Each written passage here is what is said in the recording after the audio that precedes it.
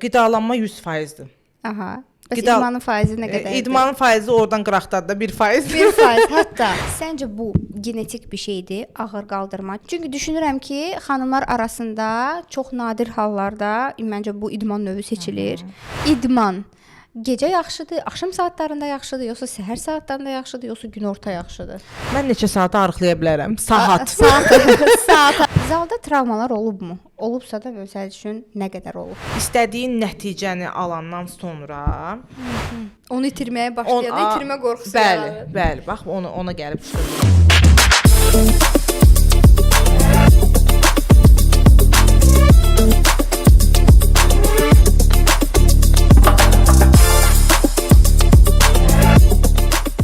Səhnədən kənarın növbəti buraxılışı. Bugünkü mövzumuz idman, sağlamlıqdır və həmsöhbətim Zərifə Hüseynova. Salam. Xoş gördük. Xoş gördük. Powerlifting üzrə dünya çempionudur. Bəli. Zərifə, ilk suala keçid almaq istəyirəm. Buyurun, xanım. Təşəkkürlər. Bugünkü ilk sualım, niyə məhz powerlifting? Ağır qaldırma. Bu sual mənə çox verilib, amma necə deyim, ən sevdiyim məşğuliyyət olub uşaqlıqdan. 17-18 yaşından başlamışam. Necə? Birinci özüm üçün məşğul olurdum. Sonra isə zalda bir müəllim gördüm. Özü çox ağır qaldırırdı. Mən də sevirəm bu idmanı. Necə deyim sizə, qıraqdan baxırdım, çox sevirdim ağırlığı. Uşaqlıqdan da elə jim, brus, nə bilim, və belə də. Sonra gördüm müəllim ağır qaldırır. Marağımı cəlb elədi ağırlıq. Yaxınlaşdım müəllimə ki, müəllim, mən yekə olmaq istəyirəm. Muskullarım olsun. O an çox arıq idi. 42 kilo idim 17 da. yaş üçün məncə normal idi. Normal, hə, 17-18 yaşım normaldır 42 kilo. Müəllimə dedim ki, müəllim, mən yekə olmaq istəyirəm, muskullarım istəyirəm olsun. Müəllim dedi, bez problem. 1-2 dəfə məşq eləyəndən sonra gördü ki, çox güclüyəm də, gücüm var. Dedi ki, mən sən çempion eləyim. Dedim, qorxmuram da çəkilərdən. Dedim, müəllim, problem yoxdur. Səncə bu genetik bir şeydir, ağır qaldırma? Çünki düşünürəm ki, xanımlar arasında çox nadir hallarda məncə bu idman növü seçilir. Hə, xanımlar ağırlıqdan qorxur ki, qollarım böyüyər, bilmirəm, muskulum çıxar, belə bir deyim var. Elə bir şey yoxdur da, yəni muskul asanlıqla çıxmır və yaxud biz kişi deyilik ki, bizim muskulumuz daha yekə olsun. Başqa da ki, səncə ümumiyyətlə powerlifting bu idman növü insan hansı ki bu idman növü ilə məşğul olmaq istəyir, qız, qadın, kişi fərq eləmir cinsiyyətdən. Bu sırf genetik bir şeydir. Məsəl üçün dedin ki, mən getdim idmana və müəllimim dedi ki, mənə səni çempion eləyə bilərəm. Hər insana deyilə biləcək bir sözdürmü bu, yoxsa necə? Çünki bəzi insanlar var ki, idmanı, gücü sonradan alır, idman elədikcə, düzgün qidalandıqca. Səndə sırf bu necə? Məndə bilirsiniz necə? Mənim genetik deyilən bir şey yoxdur. Yəni ki, güc baxımından genetik belə bir şey yoxdur. Genetik quruluş ola bilər, bədən quruluşu ola bilər. Güc belə baxanda hamıda var. Yəni idmana getdikcə, daha da çox üzərində işlədikcə güclənmə prosesi olur. Ağırlığı, hər şeyin öz qaydası var da. Yəni ağırlığı mən gedim oturmuşam evdə, gedim nə bilim 200 kilo qaldırım, 100 kilo qaldırım və yaxud nə bilim 50 kilo qaldırım. O birdən-birə olan bir şey deyil. Onu hər məşqlərdə qidalanmaqdır, düzgün qidalanmaqdır. Qida düzgün olmasa nə gücün olacaq, nə görünüşün olacaq. Yəni bərbad olacaq. Əgər idmana gedirsənsə, qidalanmağın düzgün olmalıdır. Sən də sual verdin ki, genetik. Genetik güclənmə yoxdur. Genetik quruluş var, bədən quruluşu var. Bədən forması. Hə. Güc isə qidalanmaqdan gəlir. Yəni biz belə oxumuşuq, biz belə bilirik. Səncə ümumiyyətlə bu çempion olmağın neçə il, neçə müddət sürdü? Nə qədər zaman lazımdır bunun üçün? Çempion olmaq üçün deyəndə ki, necə deyim sizə, məşq prosesləri oldu. 17 yaşdan başladın. Başladım, Zala gəldin. Zalda 17 yaşından yarışlara çıxmamışam. 17 yaşından başlamışam, amma 19 yaşından yarışlara başladım. 2 il 2 il ərzində bu 2 nəticəni il, əldə elədin. 2 il ərzində nəticəni əldə elədim. Çətin olsa da, hər yarış qabağı təsəvvür edin çəki atmaq var. Məsəl üçün mən çəkim çıxmalıyam 60 kiloda. Mənim çəkim 65-dir. O 5 kilonu atmalıyam 3 günə. O da ki, təbii ki də piq qatından olmayacaq. Ödəm var bədəndə. O ödəmi atmalıyıq biz. Necə azad olurdun ondan? Beqavoydu. Zala getməliyik 100%. Beqavoydu. Suyu azaldırdıq. Məşq arasında ümumiyyətlə yarışa yaxın demək, yarış günü ümumiyyətlə suyu kəsirik, çəki günü daha doğrusu. Suyu kəsirik ki, o da ödəm verməsin. Belə çəkindi güc balı ilə atırdıq, qaçırdıq, da özümüzü öldürürdük. Belə də atırdıq o 5 kilonu da suyumuz çıxırdı. Çox çətindir əlbəttə. Çox çətindir əlbəttə ki. Səninlə bərabər bu yolda addımlayan digər bir idmançılar, hansı ki ilk məğlubiyyətlərindən sonra bu idmanı atdılar və yaxud da əksinə daha da motivasiyalı oldular, daha da davam elədilər. Elə bir hallar baş veribmi? Hə, elə hallar məndə də baş verib. Olub. Məsəl üçün həyatımda bir dəfə məğlub olmuşam. O da məğlub olanda insan daha güclənir. Daha motivasiyası artır ki, mən onu keçməliyəm. Əslində rəqib olmağı çox gözəl bir şeydir. Rəqibin varsa sən güclənirsən, daha güclü olursan. Ona görə yəni mənim ətrafımda da, yəni bizim idmançılardan məğlub olanların heç birinin həvəsdən düşmür, daha da deyir ki, mən də istəyirəm, yəni bu 5 kilo qaldırır, mən 15 kilo qaldırmalıyam. Bizdə belə olub həmişə. Yəni müəllimim də həmişə mənə deyir ki, sən motivasiya verir ki, sən güclüsən. Mən də onun sözlərindən ilhamlanaraq yəni daha belə güclənirdim. İnsanın xarakteri də formalaşır. İdmanın təsiri müsbət tərəflərindən biri də elə odur. Əlbəttə ki, özgüvən daha çox artır. Özgüvən olmayan yerdə nə idmançı ola bilərsən, nə ümumiyyətlə xarakterin olmayacaqsan. Özgüvənin olmalıdır. İdmana da başladın, özgüvən daha belə yüksəlir.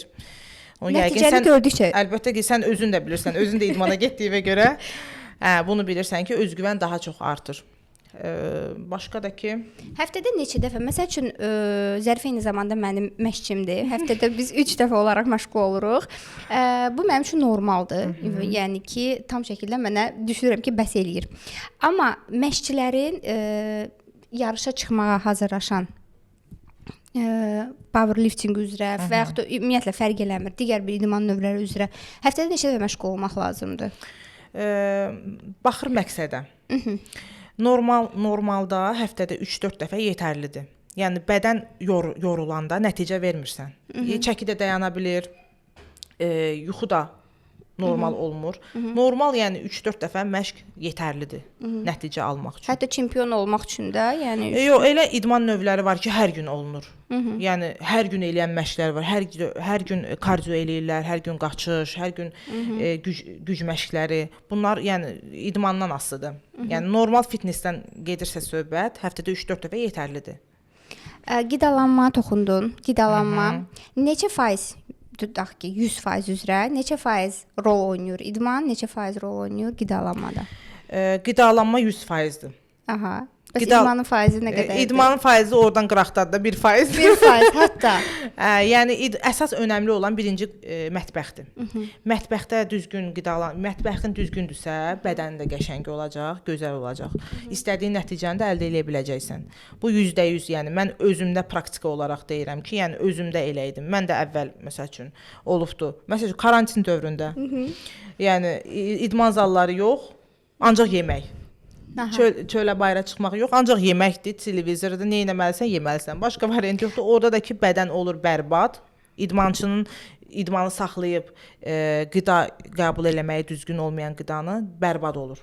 Səncə evdə, məsəl üçün elə karantin dövründə evdə məşğul olsaydın, balonların içində su doldurub göstərirlər, daş doldurub məşq eləsən, zala yaxın bir nəticə almaq olar, yoxsa evdə məşğul olsan, əgər avadanlıqların varsa, əgər bir dənə beqavoy var tutaq ki.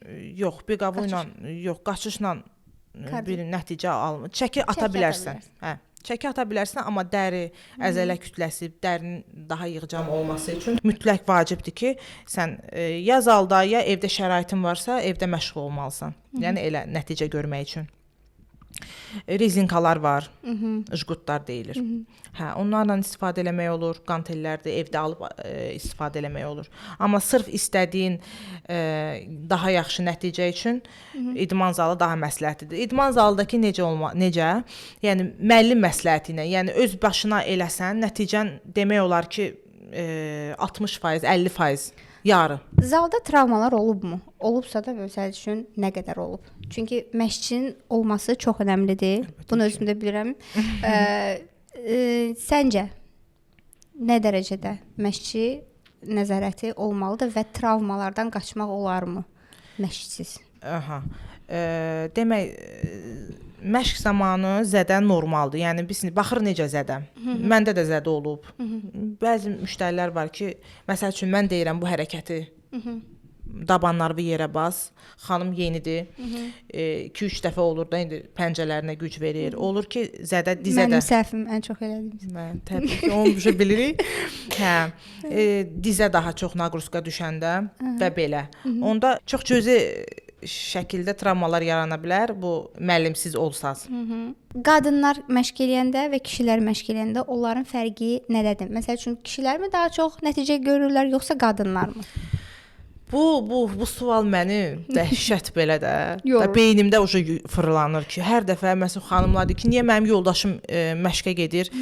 O 1 aydır gedir, qarnı gedib. Mən 3 aydır gəlirəm, mənim qarnım qalıb. Mən başa sala bilmirəm ki, kişi testosteronu 10-15 dəfə bizdən yüksək olduğuna görə onlarda daha nəticə tez olur.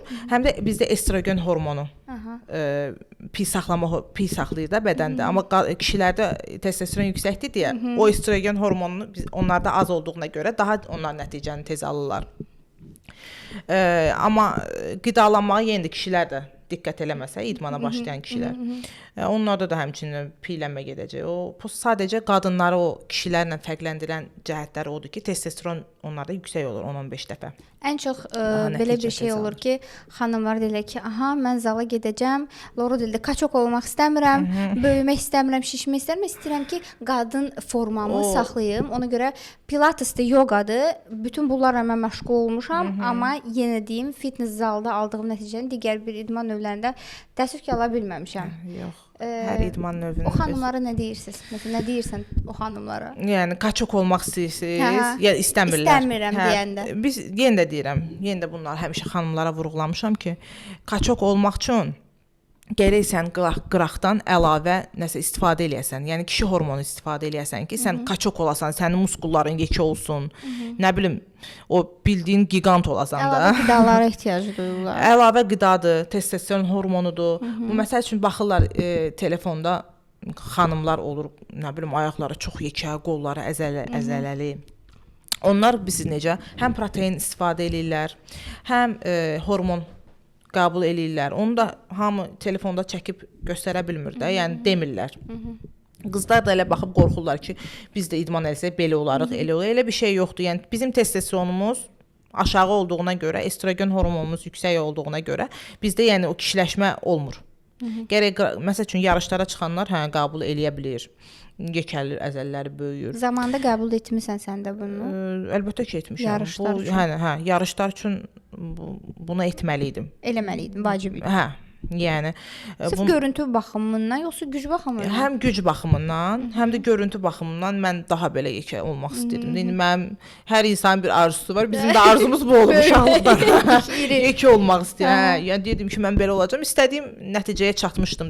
Şükür Allaha çatmışam müəllimim sayəsində. Motivasiyanı hardan alırdın? Motivasiyanı birinci necə deyimsə özümdən. Özümün çox həvəsi var idi. İçimdən gələn bir hiss idi də o, yəni deyim sən ki, oturum amma məsəl üçün şəkillərə baxırdım, deyirdim, ayda bunun necə qəşəng qolları var. Hə, yaşım az idi.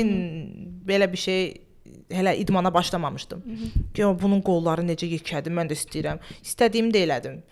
Məqsədimi qoydum ki, yəni belə olmaq istəyirdim, belə də oldum. Hə. Belə də davam elədim. Ondan sonra yəni fitness sahəsində daha çox öyrənməyə başladım. Hələ də öyrənirəm. Öyrənmək ayıb deyil. Amma daha da yəni ki bir fitness məşqçi kimi, yəni keçdiyin bütün yollar, praktikalar. Bəli, təcrübə oldu sənin üçün. Əlbəttə ki, hər şey, yəni bu həyatda birinci oxumaqdır, ona söz yox, amma praktika ən önəmlidir. Bu praktika olmasa, sən nə qədər də oxusan, bunu yerinə yetərli deyil, hə. Oxuduğunu da gərək eləyəsən də, yəni oxuduğun kimi də gərək eləyəsən, bunda praktika deyilir də. Praktikada mən demək olar ki, neçə ildir? 19 yaşımdan indi yaşım yetərli yaşım var. Demirəm. Hanıma yaş soruşmazlar. Yəni belə. Yaxşı, bəs nə zaman qərara gəldin ki, məsəl üçün dayandırasan powerliftingi, yarışları dayandırasan və neçə yaşa kimi ümumiyyətlə məşğul olurlar idmançılar? Yəni ən maksimum neçə yaş görmüsən tanışlardan, sənin yoldaşlarından? Əslində mən deyərdim ki, bunun yaşı məncə yoxdur. İdmanı bütün yaşlarda eləmək olar. O sağlamlıq baxımından, bədən baxımından ağırlığı eləməsə də olar insan. Amma yəni sağlamlıq baxımından idman müəyyən bir yaş məhdudiyyəti var, məsəl üçün. İdmanda yaş. Məsəl üçün powerlifting 40-a qədər eləyirlər, ondan sonra məsəl üçün 40 çoxdur. Hə, 30. Yəni mənim üçün çoxdur ya. Ümumilikdə yəni bütün yaş yaş hədləri var bu idmanda. 40 yaş üstü də var. Bu mən özümə görə deyirəm ki, yəni sağlam, həm sağlamlıq, həm ailə həyatı tamam dəyişdi. Yəni bəlkə də davam eləyərdim. Bəlkə də. O da heç ola bilər. Yəni mən heç vaxt yetər olmayıbdı, yəni stop olmayıbdı məndə. İstəmişəm. İndi də istəyirəm, amma yəni elə qaydalar, şərtlər var ki, siz də bunu bəlkə bilərsiniz. Yerinə yetirəcəyimiz rollar. Hə. Var ki, hansı ki əlbəttə ki, bu analıqdır. Ana olandan sonra idmanı, ümumi idmanı bir illik atdım, amma yenə də fitnessi atdım. Amma powerliftingi daha əvvəl atmışdım. Yəni sağollaşmışdım. Çox təəssüf ki, cavan olsaydım yenə də seçərdim bu idmanı. Çünki ağır işlər, ağırlıq, ümumiyyətlə xarakterimə görə özüm bu idmanı sevirəm. Bilmirəm, yəqin ki xarakterlə bağlı. Xarakter bəlkə də, xarakterimdən bağlı. O cürbəcür idman növləri var, amma immino bu ağırlığı marağı var. Hə, çox marağım var. Düşünürəm ki, hər kəsə maraqlandıracaq suallardan biri də məsəl üçün fitness zallarda, çünki özüm də şahid olmuşam ki, müəllim, məşqçi, trener Zara xanım, bəli. Niyə qarın bölgəsi məndə getmir? Mən gecə-gündüz məşq edirəm, 4 dəfə gəlirəm, 5 dəfə gəlirəm, amma niyə məhz və yaxud da indi xanımların digər problemli zonaları da var, amma ən çox eşitdiyim zona qarın bölgəsidir. Problemli bölgədir. Niyə getmir? Qidalanmaqlarına düzgün riayət eləmirlər. 100% buna. Birinci yer. Hə, birinci yer qidalanmaqdır. Düzgün məşq proqramıdır. Düzgün məşq, necə deyim sizə, hər gün elə insan var ki, hər gün gəlir, hər gün bədənini yorur. Bədən yorulanda da bu cavab vermir. Əzələlər cavab vermir. Yorulub da, sən necə yorulursan, yatmaq istəyirsən, bu əzələ də dincəlmir. Gecə yuxusu ən problemli olan gecə yuxusudur. Xanımlarımız deyir, mən axşam saat 3-də yatdım, 4-də yatdım, səhər 7-də, 6-da durdum. Bu düzgün deyil. Ən azı 8 saat yuxu yatılmalıdır. Bu bədən gecə inkişaf eləyir. Biz yatanda, biz yuxuda olanda bədən inkişaf eləyir. Əzələlər inkişaf eləyir, arıqlama prosesi gedir. Qarın bölgəsi də xanımların yaralı yeri olduğuna görə, yenə də deyirəm, qidalanmaq, kalori defisiti, qidalanmaq, bir də düzgün məşq proqramı. Mən indi bəzi sualları eşitdim, qarın bölgəsi, problemli bölgələr, amma ümumiyyətlə bu neçə illər ərzində ən absurd, ən gülməli və yaxud da hansı sual oldu ki, eyni zamanda da problemli və tez-tez verilən suallardan biri başqa hansı suallar var? Mən neçə saata arıqlaya bilərəm? Saat. Az qala ki, o sualı versinlər. Yəni 3 gün məşqə gələn deyir ki, mən niyə qarnım getmədi? 3 illərlə bu qarını yığan bir insan mənə gəlib deyir ki, müəllim, mənim niyə qarnım getmir? Bu əslində düzgün deyil. Mən də indi bunlara normal başa salmaq istəyirəm ki, yəni ən azından sən neçə illərdir bu doğulandan demirlər ki, bu qarnı yığırsan, amma gəlib məndən o bir aya nə isə tələb eləyirsən, bu düzgün deyil. Maksimum nəticə 6-1 il ərzində görə bilirsən. Bir ayda nəticə başlayır, amma istədiyin nəticəyə doğru 6 aydan görürsən, artıq görürsən ki, bu nəticəni səndə başlayır yaranmağa 6 ayda, özünü hiss eləyirsən.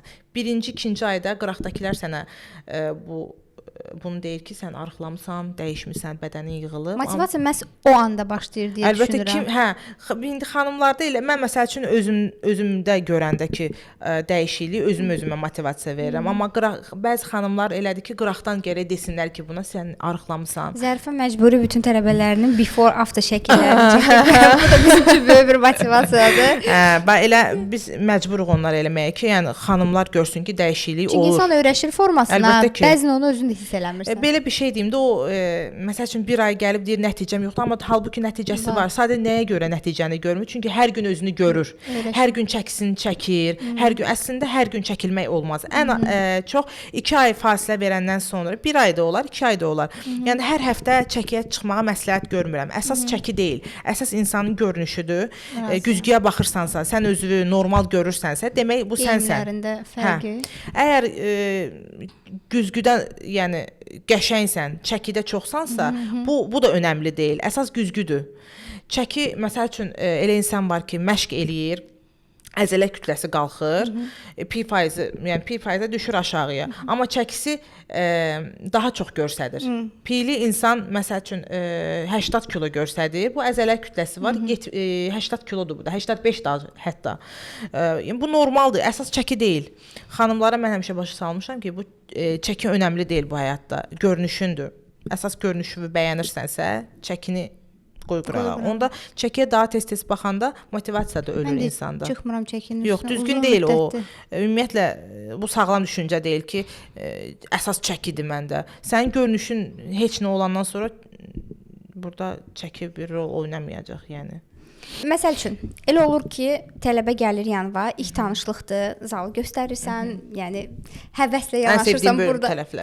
Burada belə eləyəcəyik, burada səni gözəl formaya salacaq. Amma olur ki, ilk dəfə tələbəyə baxan kimi sən anlayırsan ki, o davamlı şəkildə gələn tələbədir, motivasiyalı tələbədir və yaxud da ilk baxışdan anlayırsan ki, yəni o çox gəlməz və yaxud da Beqavoyda 40 dəqiqə qaçıb gəlib 20 dəqiqə deyənlər də var. Yəni aldadan, özlərini aldadanlar. Yəni elə tələbələri sıra o saat hiss edirsən yerindəcə. Yoxsa hələ başlamamış prosesə bilmək olmur. Yox. Elə mən siz necə bax gəliblər. Deyirəm tutam ki, məsələn, sən burada 20 dəqiqə gəz. Xanım düşür, gəzdi, düşür yanıma, deyirəm neçə dəqiqə gəzdin? 14 dəqiqə. So, buradan aydın oldu ki, mən özümdə aydın oldu ki, bunun artıq həvəsi yoxdur. Normal məsəl üçün, əgər müəllim bunu deyirsə, normal şəkildə sən necə eləyirsən? 3 dəfə, 10 dəfə, 3 podxod 10 dəfə. 9 dəfə eləyəndə təzədən sıfırlanır və yenidən 3-cü podxodu eləyir. Yəni insana ilk məşqdən gələndə mən ona diqqət eləyirəm. Yəni mən elə xırda nüanslara fikir verirəm.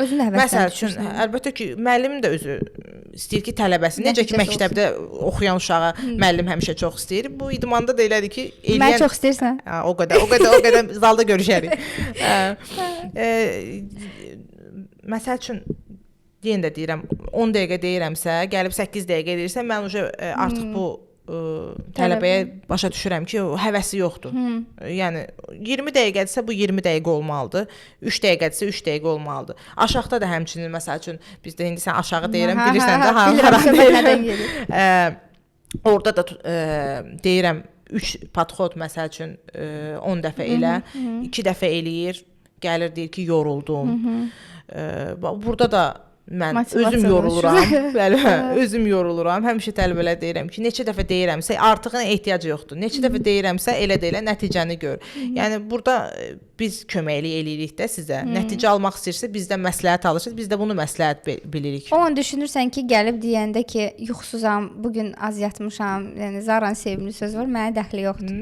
Yəni o sözdən sonra artıq o sözdən sonra sənin variantın qalmır. Başqa variant yoxdur. Düşünürəm, bu da böyük bir motivasiyadır. Əlbəttə Çünki ki. məsəl üçün bəzi olur ki, tələbələr yaxınlaşırlar, deyirlər ki, bu gün eləməyək nə olur və dayanmadan zaranın üstünə gedirlər və deyirlər ki, eləməyək. Bu gün və yaxud da üst məşqi 6 eləyək, 6-sa üst məşq eləyək, yəni dəyişək də.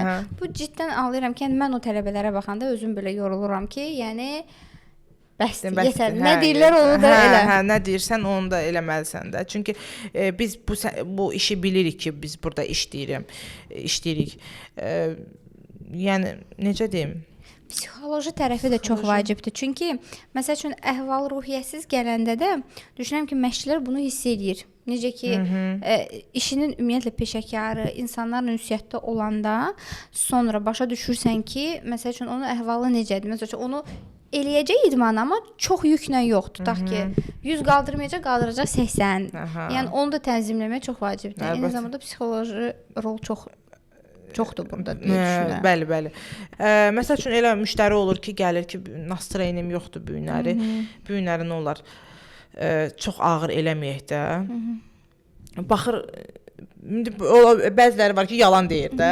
Onu bilmək olur. Elə müştəri var ki, çox yormaq istəmirəm mən də psixoloji olaraq, amma elətdirirəm. Məsəl üçün gəlib deyir ki, bu günləri və yaxud mənə yazır. Bu günləri gəlməyin də məşqə. Deyirəm bu günləri məsəl üçün ayaq məşqindir, gəlməlisən də. Yüngül işlədəcəm. Alladıram çox təəssüf köy başlarını. Narahat olmayın, yüngül işlədəcəm. Narahat olmayın, yüngül işlədəcəm. Hər şey qaydasındadır. Evə də ki, inşallah ki, sağ-salamat çatarsan. O da ki, dəqiq indi məlumat yazır da mən deyirəm, çatanda xəbər elə də. Ağır işlədirəm onu. Elə insanlar var ki, özləri gəlir. Məsəl üçün baxıram zalda müəyyən düşünürəm ki, praktikalar olub və bir neçə illərdir ki, gəliblər. Hardasa, yəni baxırsan ki, düzgün eləyirlər. Mən məsəl üçün 2 ildir, yəni bu sahə, bu fitnesslə məşğulam. Amma yenə də düşünürəm ki, yəni mən məşqsiz bacarmaram kimi bir şey. Çünki məşqçisiz. Çünki yəni mənim özüm bilirəm ki, xarakterim elə uyğundur ki, nə qədər də motivasiyalı olsam, nə qədər də idmanı sevsəm də, çünki nəticələr görünür. Yəni məşqi nəzarəti mənim üçün çox vacibdir. Çünki həftədə 3 dəfə tutaq ki, meteohəssas insanlar var və yaxud da yuxusu, mən də meteohəssasam, yuxusu problemli olanlar var. Yəni hər şeyə təsir bağışlayır. Yəni o çətini durub zala getməkdir. Mən deyirəm ki, motivasiyanı mən sənə yazsam ki, gəlməsən, o verdiyi motivasiya mən məcbur olaraq gəlməliyəm və zaldan da xoşbəxt çıxıram. Əlbəttə ki. Elə insanlar var ki, ciddən onlara lazımdır. Məsəl üçün mən düşünürəm ki, mən onlardanam ki, mütləq şəkildə motivasiya lazımdır, mən deyilməlidir. Yox, motivasiyanı mən həmişə müştərilərimə həmişə verirəm. Çünki istəyirəm ki, hamısı gəlsin, sağlam olsun, qəşəng bədənləri olsun. Mən elə qızlar deyir ki, siz paxıllıq eləmirsiniz ki, sizin tələbələriniz qəşəng görsənir. Mən həmişə fəxr edirəm ki, mənim tələbələrim əlbəttə ki, nəticəm olur. Qıraqdakı deyir ki, Zaranın tələbəsidir. Biz də gedək onunla məşğul olaq. Yəni məşqçiyə də bu fəxrdir ki, yəni filan kəsin tələbəsidir və yaxud kiminsə tələbəsidir. Mən də eşidirəm də kiminsə tələbəsidir bu. Deyirəm, nə yaxşı. Yəni bizdə normal idmançılarda sağlam rəqabət, yəni paxıllıq olmamalıdır. Əslində var indi. Amma yəni məndə heç vaxt olmayıb. Daha artıq istəmişəm xanımlarımız daha gözəl görsənsin, daha sağlam olsunlar. Yəni başqa yəni nə deyə bilərəm? Ancaq sağlam. Biz bunu idmanı məsələn, sən artıq həyatımın bir hissəsidir bu. İstər iş sahəsində, istər məşğul olduğun fitness sahəsində, hansı ki, gündəlik rutin formasındadır. Səncə rutinə salmaq üçün bu fitness, məsəl üçün günü bugün mənə görə çətindir. Nə mənada çətindir? Yəni bu əlavə bir aktivitə kimi mənim gözümün qabağına gəlir. Yəni hələ mənim idman həyatımın tam belə ayrılmaz hissəsinə çevrilməyib. Nə müddətdən, hansı müddətdən sonra o olacaq ki, mən artıq nəfəs ala bilməyəcəm. Düzdür, gəlmədikcə pis oluram, hətta əhvalım olmur, depressiya doğru yönlər olur. Amma ki, nə zaman artıq oturuşacaq bir növ? Müddəti var bunun, yoxsa? Əslində bunun müddəti yoxdur. Belə bir şey deyim də, mən özümdən bunu deyirəm. İstədiyin nəticəni alandan sonra onu itirməyə başlayanda itirmə qorxusu yaranır. Bəli, bax ona gəlib çıxırdım. İstədiyin nəticə olandan sonra sən bir həftə gəlməyəcəksən məşqə və yaxud bir ay.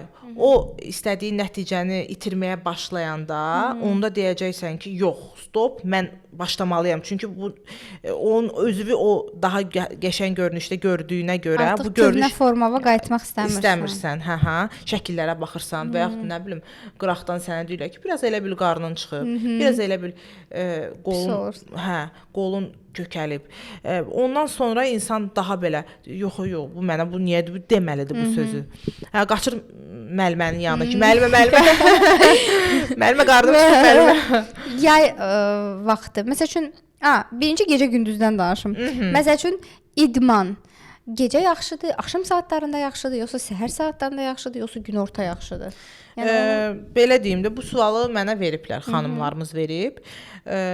İdmanın vaxtı yoxdur. Ümumiyyətlə hansı vaxtda olunacağı bir deyim yoxdur. Sən özünü necə nə vaxt, nə zaman gümrah hiss eləyirsən, nə vaxt enerjik hiss eləyirsənsə, idmanı o vaxt eləyə bilərsən. Gündüz vaxtı nəyə görə məsləhət görülür? Çünki gündüz vaxtı enerjin daha çox olur. Daha enerjik olursan. Onda gəlib məşq verirsən, rahat eləyirsən. Axşama doğru yemək yeyirsən, su içirsən, mədə ağırlaşır, daha fiziki iş gördüyünə görə daha biraz düşük modda olursan. Günün sonu olur deyə düşünürəm. Daha yorğun olduğuna görə gələndə biraz halsız olursan, amma idmandan sonra daha gümrah olursan. Yəni idmanı yenə də deyirəm, vaxtı yoxdur. Səhər də gələ bilərsən, günorta da gələ bilərsən, axşam da gələ bilərsən. Elə idman zalları var ki, 24 saat işləyir. Elə insanın vaxtı olmur, gecə saat 1-də gedir, 2-də gedir. Yəni belə bir şeylər, yəni idmanın vaxtı olmur. Ən çox hansı fəsildə idmanla məşğul olurlar? Qışdamı, yoxsa yaydamı, isti, soyuq aylardamı? Belə bir deyim. Sezonşiklər var. Sezonşiklər. Bu yayda yox. Bu sezonşiklər ancaq gəlirlər yay aylarında, yaz ayında. Elə bil Mart ayı sezon şikayəti. Dənizə bir neçə həftə qalmış, son məqamlarda zaman. Mart ayları bu sezon şikayətdir. Amma normal məşq eləyənlər qış ayından başlayır, yaya doğru gedib daha mükəmməl forma alırlar. Mənim problemim kondisionerdir. Ondakı məcburiyyətlər söndür yandır. Havalandırmalı söndür. Düşünürəm ki, mövzumuz çox geniş, çox maraqlı mövzudur. İstər xanımlar üçün, istər bəylərimiz üçün. Hələ işıqlandırmadığımız çox suallar qaldı, cavablandırmadığımız çox suallar qaldı. Düşünürəm ki, növbəti dəfədə o zalda verə bilmədiyim sualları fürsətdən istifadə edib burada verəcəm. Çox sağ ol gəldiyin üçün. Xoş idi mənə də sizinlə həmsöhbət olmaq. Təşəkkürlər. İnşallah ki, gələn dəfələrdə daha ətraflı, daha geniş formada. Gedə görə zalda kim hansı qəsəqar eləyir, onu aradan qaldırar. Bugünkü podkastımızın sonuna gəldik. Növbəti podkastlarda görüşənədək.